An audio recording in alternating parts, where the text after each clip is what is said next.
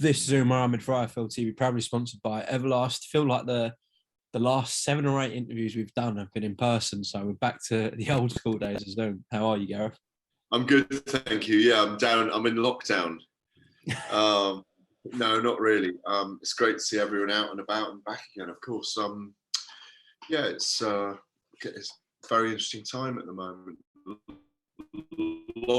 lot of events coming up, and a lot to be organised. Just throwing it out there. I'm hearing behind the scenes that they're working on Conor Benn and Chris Eubank at catchweight, and Marshall Shields. Marshall and Shields is probably going to be in London, not Newcastle. I think, and that's a sensible move. I'm just throwing a few little morsels out there. Well, a very big fight, Alexander Usyk and Anthony Joshua. My scouts are telling me that it's going to move back, and it's going to move back into August, which makes sense as well, because it's only 7 weeks before the fight. And I don't think we're suddenly going to get a snap announcement today or tomorrow. I think, they need to do it in a big way, but that fight's got to be announced. Obviously, Anthony Joshua is writ large in Loughborough training. Alexander Usyk's in a secret training camp, either in Poland or the Czech Republic or wherever he is. But I think they'll delay the fight, and as a result, part of the reason for that is they're probably going to build this air-conditioned stadium somewhere in Saudi Arabia, and it's going to take a while to build it as well. And also, I'm still hearing that they are tossing and turning over the deal between DAZN and Sky and Anthony Joshua, and I think it will end up on Sky box office, and DAZN will get the international rights, as we've seen before. It makes sense. It's a major fight for Anthony Joshua. If he beats Usyk, all is forgiven, and it's like all we're going to talk about is Joshua Fury for the next 5 months. Yeah. That's where I'm at. That's where my head's at the moment. But you'll no doubt want to ask me about this weekend. We'll ask you about this weekend, and we'll come back to Usyk and Joshua too. But was the first one a joke? Your first point about Ben and EUBANK at catchweight? You never know. Or expect the unexpected in boxing. That's all I'm saying. Really? Yeah. It's, for me, in my view, it's too early for Conor Benn to fight Chris Eubank Jr. And Chris Eubank Jr. is probably a little bit big, but with the retirement of Amir Khan and Kell Brook, with Chris Eubank Jr. wanting to fight Gennady Golovkin, but that being signed for September the 17th, the trilogy fight with Canelo, it just rules out some of the big names. And Chris Eubank needs a fight, that's going to generate a lot of interest. I mean, the fight with Liam Williams earlier on in the year generated a lot of interest because of the venom between the two men. But he needs some big fights, the big names, fights that get us very excited. Okay. Let's go on to fight week. Unfortunately, none of us are there in Australia, but a fantastic matchup for the undisputed championship of the world at lightweight between Devin Haney and George Kambosos Jr. Which one are you picking, Gareth? How do you see this going? I think I'm picking Devin Haney on points. Kambosos is a brilliant fighter who showed what he's got against Teo Lopez last year, and really has to draw Haney into a bit of a dogfight in this contest, because that's where Haney has looked kind of slightly vulnerable, if anything. And Haney is really one of three standout American boxers at the moment. One of the three probably going to rise to the top of the pound for pound list in the next 2 or 3 years if they keep their career on course. It's Devin, it's Tank Davis, and it's Shakur Stevenson for me. I think they're the three massive stars of American boxing. Notwithstanding, Crawford and Spence and the rising Yaron Ennis, and also Virgil Ortiz at welterweights. But I just think Haney's got a lot of skills. I think he's used to this backs against the wall situation, you know, as a teenager, boxing down in Mexico in the back of bars against men when he couldn't get a license in America. He's been through that kind of experience. He's got the skill set to actually dominate Kambosos. And I think we're judging a lot on Teofimo Lopez being kamikaze in that fight with Kambosos, and the fight changing with him being knocked down in the first round. And it did change the fight. So it wouldn't surprise me if Haney completely outboxed Kambosos and got, you know, a split decision or a unanimous decision, 7 rounds. Will he get the decision out there, Gareth? Will he get the decision? Yeah, he can, because he's got those skills. There's no question about it. Complex for him with Yoel Judah in the corner for him, because his father Bill couldn't get the license to go there. But, you know, I spoke to Devon, and Yoel Judah's father has known him since he was a kid, so he's always been around him, so there's not that complexity. But again, you know, Kambosos from Sparta, Greece originally, his family, and, you know, having all that DNA in him and him believing in it, and 60,000 crowd there at the Marvel Stadium in Melbourne. I don't know what the ticket sales are like. I'm saying 60,000, but I think it will be. The Aussies really support their people in those kind of events. But if Kambosos can put enough pressure on Haney and draw him into a battle, he's got a good chance. But I think if it goes to 12, I see Haney winning on points. How do you see it? You can ask me after this interview.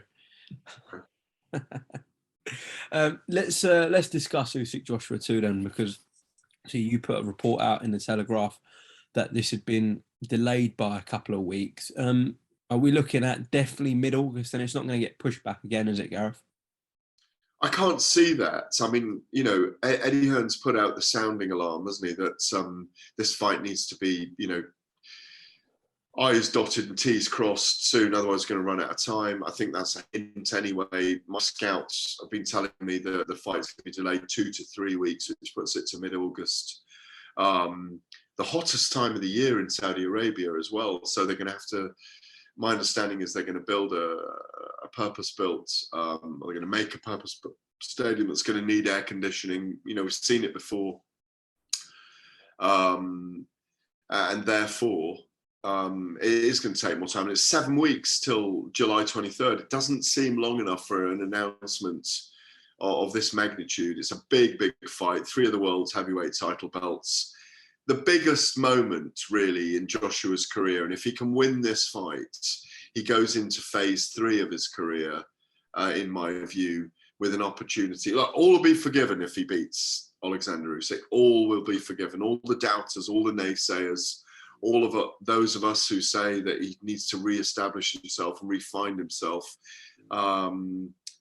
This is a big, big fight for him. He can do it, but the problem is a boxer always outbeats a puncher, and that's what we've got here. But he's got to go and then win by being a puncher. We know that the boxing strategy, trying to outbox Usyk, failed last time. And I think, you know, Robert Garcia isn't going to win the fight. The trainer is now just going to win the fight for him. But, you know, given the fact that he trained people like Marcos Maidana and Brandon Rios, and they're roughhouse fighters, it's good for Anthony Joshua. I don't know if he'll go to America, but I believe they're flying him in here for his camp. You know, we know he's rough and ready in Loughborough. He'll take on anyone at the moment. You know, I'm glad I haven't insulted poor Anthony, because I don't want him knocking on my door and walking in his socks and giving me a finger wagging. But it's good. It's good to see that. Good to see that in him. You know, that he's getting up for it again. That he's firing, and can't wait for this fight in lots of ways. It's been a long time coming. If you think about mid-August, nearly a year, 11 months out since he last fought. So a lot of thinking to do. But it does make sense to me that they've moved it to August. I mean, there's always reasons why a fight isn't announced. And, you know, I understand that there's a lot of talk about the broadcast deal in the background. Joshua, you know, I think is going to re-sign with Sky. I believe that deal's done. I think it'll be on box office in the UK, and I think DAZN will have the international rights. You've got to think about it like this. It's a massive moment for Joshua, because if he does win, all is forgiven. It's as simple as that.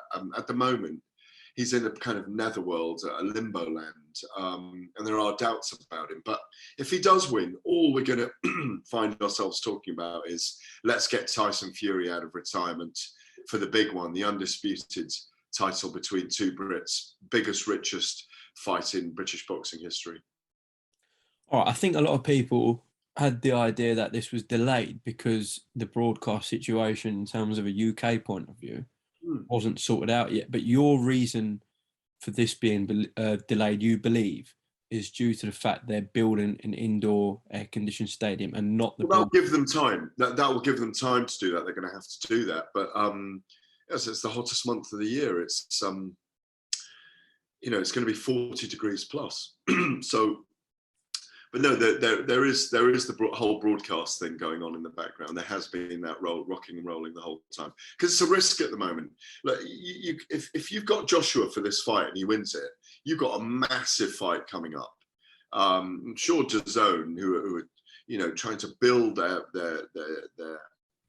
brand, their platform the whole time. They're doing it with Canelo. They're doing it with Joshua internationally. I'm sure they wanted him for the UK because it would have meant massive numbers in the UK. But Joshua's, you know, but they'll have wanted him to fight again this year, I'm sure. But Joshua's big following is in the UK. You know, it's not in America. It's not anywhere else. And most of their, you know, you look at even with Haney and KAMBOSOS this weekend. I know it's ESPN, but they're building it towards an American audience. We're still watching it in the middle of the night. Australia are having that fight in the afternoon, aren't they? Over there in Melbourne. So yeah, it's got to happen. Look, when Eddie Hearn's comments, Alexander Krysiuk, USYK's manager, promoter, are all saying the fight's done. It's still July 23, but I expect an announcement next week, that early to middle next week, that this fight is happening mid-August. Okay. I say no. All right, cool.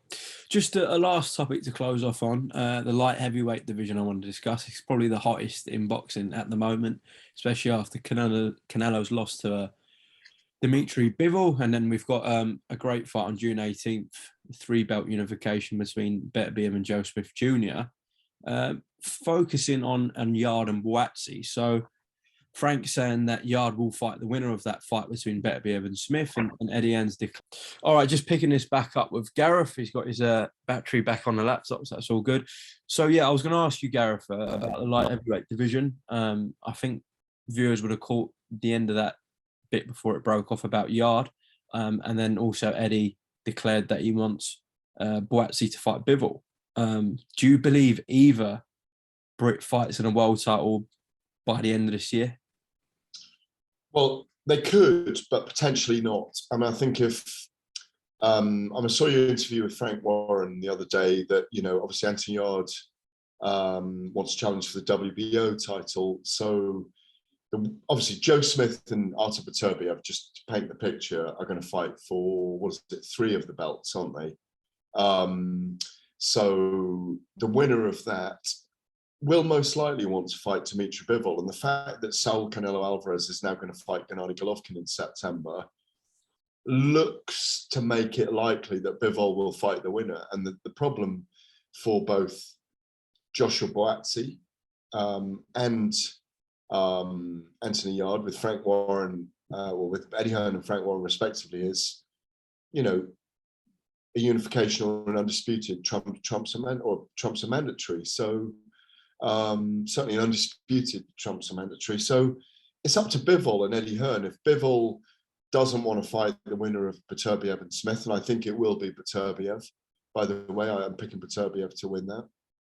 He's a tank, isn't he? He's built like a tank. He fights like a tank. He's not completely invulnerable though. So I think that Bivol will go for undisputed unless Eddie persuades him that a big fight with Boazzi here in the UK makes him a certain amount of money. It will come down to money on the table as well. So that's not completely out of the picture.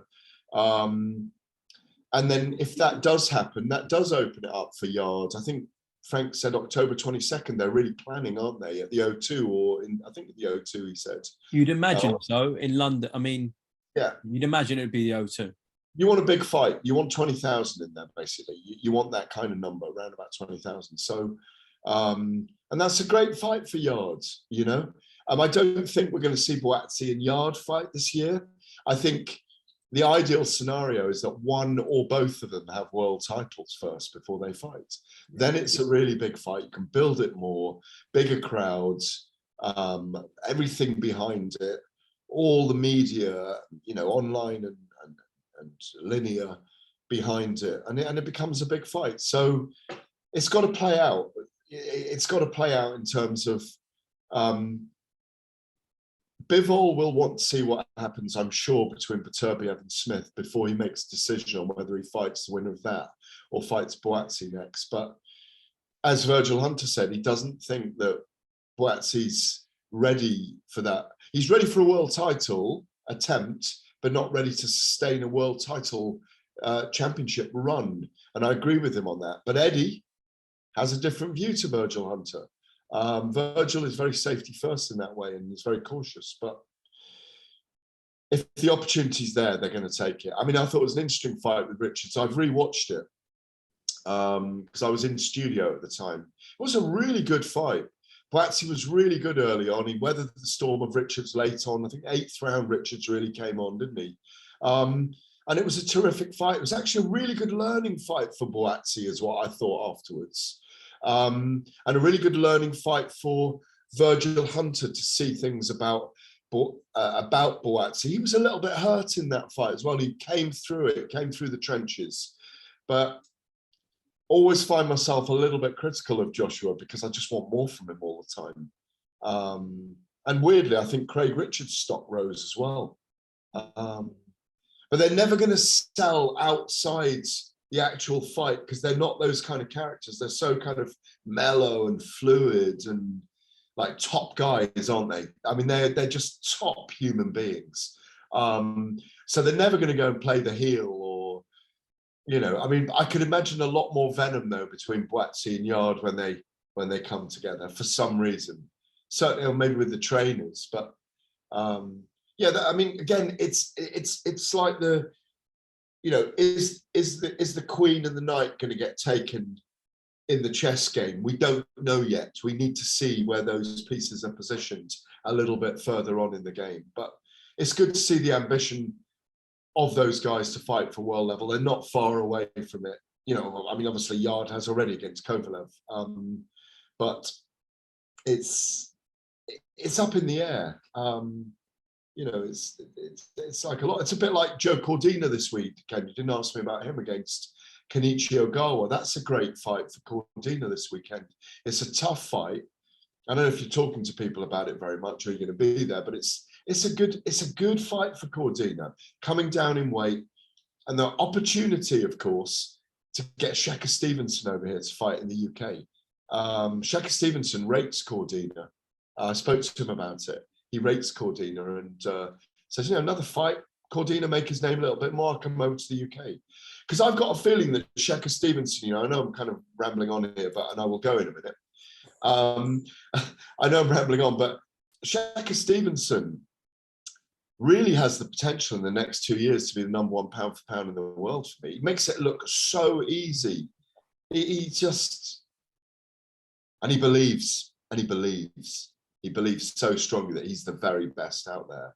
I mean, he against Tank Davis, him against Devin Haney. Yeah, I mean, him against Vasyl Lomachenko, technically, it's probably like the most technical fight you've ever seen, you know? Yeah, in this era. Hopefully Shakur moves up to lightweight because, yeah, all those fights you said there are major fights and incredible fights as well. But yeah, what's that? Yeah, but he said he'd like to fight Gutierrez first. He'd like to unify the division. I think he's doing the right thing. He wants to unify the entire division before then going up. Yeah. And I think he's doing the right thing because he's 23, and so he's still learning. And he needs to get into those scenarios where he's being really pushed and forced into a different type of fight.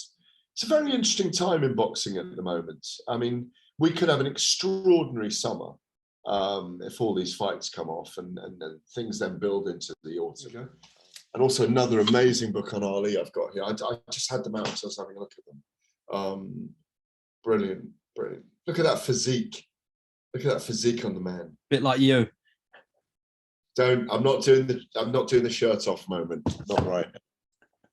There's a time and a place for that. As you said, best of luck to Joe Cordina in his bid to become world champion. Do you think he wins? Are you allowed to comment? Do you think he wins? Tough fight, but I think probably one of the most talented fighters we've got, Joe Cordina. So he's got skills, and he's coming down a weight. That's what's good for him, from lightweight to super featherweight. And Kenichi Ogawa, probably a little bit underrated by people.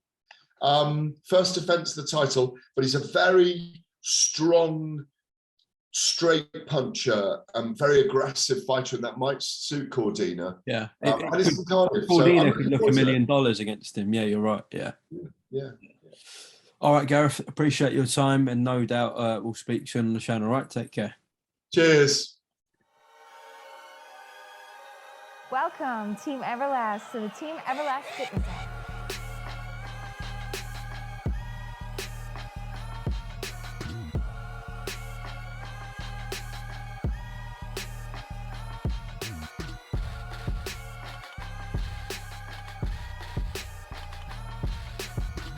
Download the Everlast Fitness app and find your greatness within.